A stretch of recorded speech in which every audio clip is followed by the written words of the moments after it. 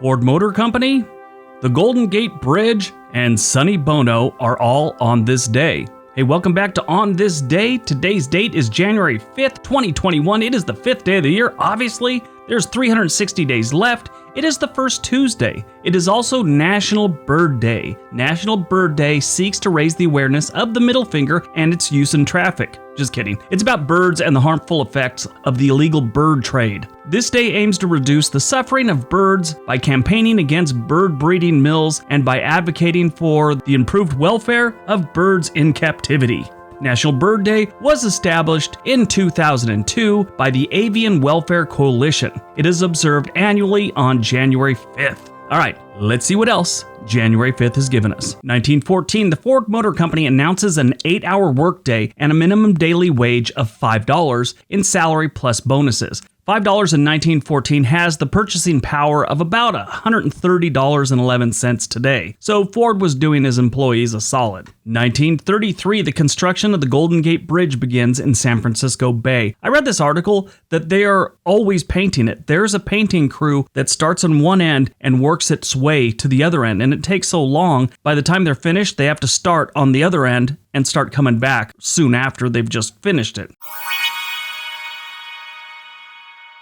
1941, 37-year-old pilot Amy Johnson, the first woman to fly solo from London to Australia, disappears after bailing out of her plane over the River Thames near the mouth of the river. Now, the neat thing is, some ships saw her parachute and went to save her. A convoy of wartime vessels in the Thames estuary spotted Johnson's parachute coming down and saw her alive in the water calling for help. Conditions were very poor. They had heavy seas, strong tide, there was snow falling, and it was extremely cold. Keep this in mind, it was January 5th. Lieutenant Commander Walter Fletcher, who was the captain of one of the ships, navigated his ship in an attempt to rescue her. The crew of the vessel threw ropes at Johnson, but she was unable to catch them and was lost under the ship. A number of witnesses believe that there was a second body in the water, but they don't know about that one. Just people said they saw a second body. It might have been Fletcher because Fletcher swam out to where the parachute was. He couldn't find her. When a lifeboat actually reached him, he was unconscious as a result of the intense cold. He died at the hospital days later. They know she drowned, but her body was never recovered. She was never seen again. Now, there's been a lot of dispute on what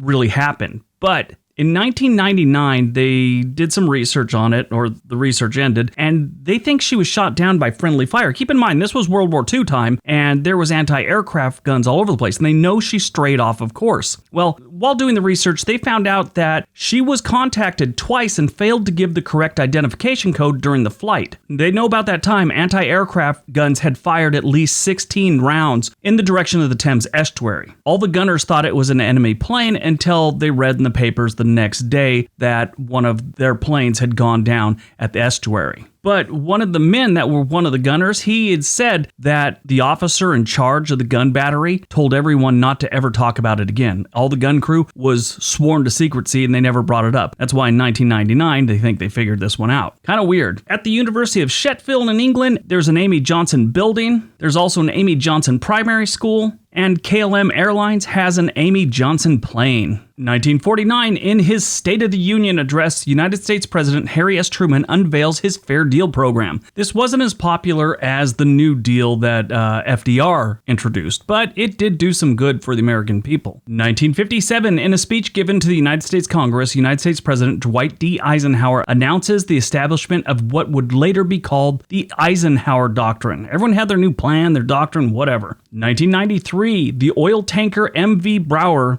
runs aground on the coast of the Shetland Islands, spilling 84,000 tons of crude oil. Movies released on January 5th, 2007, The Freedom Riders. This was a really good movie. Patrick Dempsey, Hilary Swank, Scott Glenn. It was a really good movie. I really like that one. It's a movie about a teacher that challenges and inspires her class of at-risk students to apply themselves and pursue education beyond high school. And it was based on a true story. Born on January 5th, 1931, Robert Duvall is born, American actor and filmmaker. His career spans 6 decades. He's been nominated for 7 Academy Awards, winning for his performance in Tender Mercies. He has 7 Golden Globe Awards and has won a BAFTA Award, Screen Actors Guild Award, and an Emmy Award. He received the National Medal of Arts in 2005. He began appearing in theater during the late 1950s and eventually moving on to film and television roles. Now, here's an interesting story about him. He was in New York doing, all the plays and had all these friends there and stuff like that. 2 of them were Dustin Hoffman and Gene Hackman. When they all moved out to Los Angeles, Duvall was here already and he had an apartment. When they got here, they needed an apartment, and they actually rented the couch and a bed that they had in the kitchen from Robert Duvall, and they all lived there together. Dirt poor at the time, struggling actors. But yeah, 3 of these major award-winning actors living in a small, 1-bedroom apartment in, I believe it was Pasadena, California. I always thought that was interesting. But some of his movies have been amazing. Network, Apocalypse Now, The Great Santini, which I loved, The Natural, True Grit, Bullet, The Outer Limits, Twilight Zone he's been in, Days of Thunder, Rambling Rose, Falling Down, which was outstanding, and one of my favorite all-time Robert Duvall movies, Secondhand Lions. If you've never seen that one, see that. It's from 2003. Great movie. Also born on January 5th, 1978, January Jones, American actress. She is best known for her role as Betty Draper in Mad Men. Died on January 5th, 1998. We lost Sonny Bono, American singer, songwriter, producer, actor, and politician. I watched the biography thing about him. He was a struggling musician, and he kept going by the Capitol Records building, dropping off his record and trying to get meetings with people when he was nobody. And, he was just like a guy that would wander in and that would want to talk to a record executive. Well, he showed up all the time, and they all said that he was pleasant and he was nice. He was not obnoxious like some of the people that come in there, and he was very charismatic, and they really liked him. So eventually he got that meeting. I thought it was weird, but apparently it took years for him to get it. That's when he was married to Cher. All right, that's today's video. Hope you guys enjoyed it. Hope you got some information out of it.